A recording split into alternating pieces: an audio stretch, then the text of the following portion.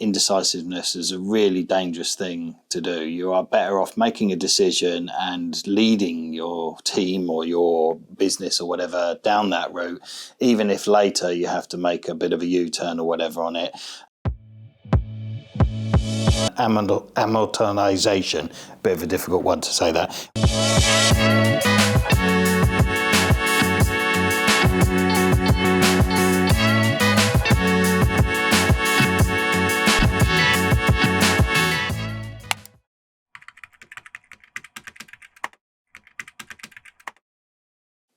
So we're going to be doing a little video on indecisiveness today. There's always a bit of a journey of indecisiveness through most people's entrepreneurial journeys, business development, whatever it might be. There's always a kind of fork in the road where you can go left, right, and you might go down the wrong one or whatever. I've had plenty of indecisiveness. In fact, it's one of the reasons why I went out on my own. I was involved in a partnership and we couldn't make decisions on how we were going to drive the business forward or whatever. And it ended up in me actually leaving that partnership and setting up on my own.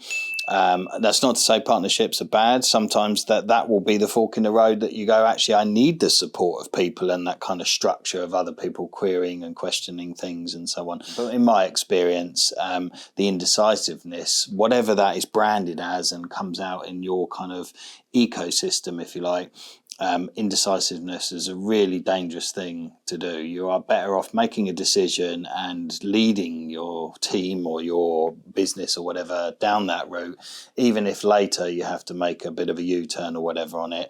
It's better to commit to things than be indecisive. Your indecisiveness is infecting me like a virus, oh Chidi. This could send us down a very dangerous path. If you can't make a choice, this whole neighborhood could fall apart. It is easy to fall into those categories and do those things without even thinking you're doing them, but hopefully today you'll be able to take away some things that will allow you to make more concise decisions and not end up in the trap of making lots of indecisions. You would get paralysed like a rabbit in the headlights if you are, not making clear and concise decisions on things.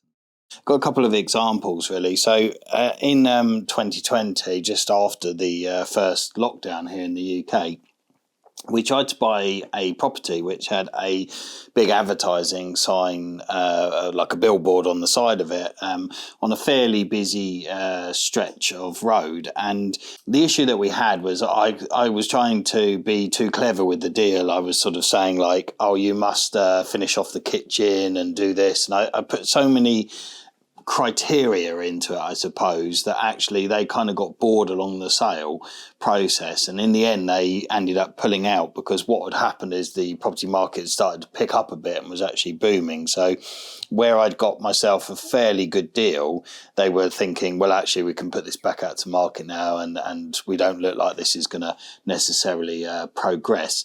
And the important takeaway from that is that, by sort of overly complicating things and faffing about a bit, I'd kind of really exhausted the sort of development or the business acquisition, whatever you want to call it. I know this is a purchase of a property, but it's a good message to take home to not kind of overly complicate things. You want to kind of keep them simple. Do your due diligence. Obviously, in this process, you have solicitors that protect you, but if you're purchasing a business or whatever, do that due diligence, but don't overcomplicate it. Don't remember that you are in a growth mode or you're trying to buy something, and often things can be sorted out at a later date.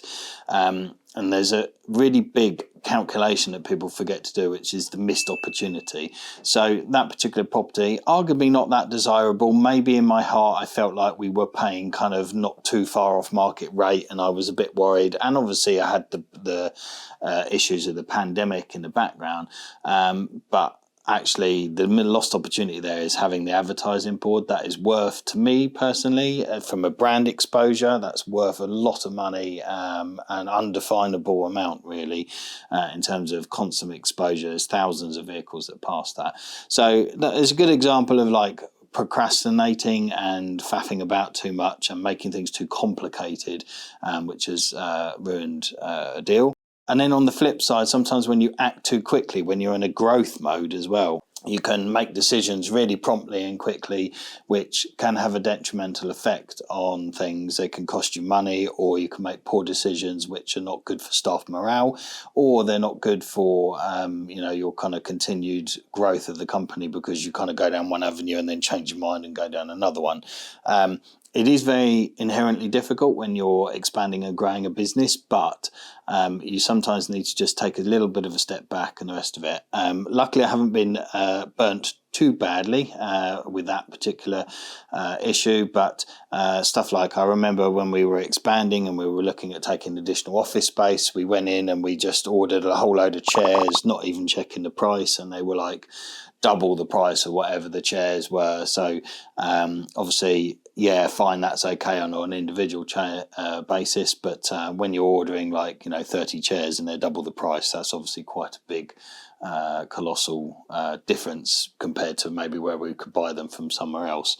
And that actually superseded perhaps the growth that we were doing at the time. So by not paying attention to that, we've ended up kind of spending capital where perhaps we otherwise didn't need to. So sometimes it just takes a little bit of self-discipline, if you like, to come back and end up in a scenario where you don't end up spending money on stuff that you perhaps didn't need, or committing to software, all that sort of stuff. A lot of people get obsessed with that. Oh, we need a piece of software for this, but actually, what is the problem it's going to solve?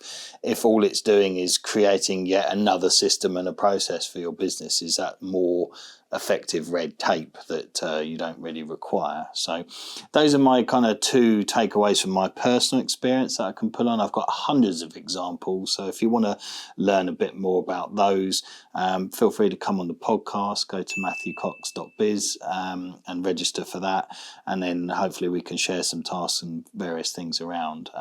But yeah, those sort of things you need to watch out for. Don't faff about too much. Don't overanalyze things. Obviously, do the correct amount. There's a fine line between over and under analyzing, but just make sure you keep things simple and don't overly complicate it.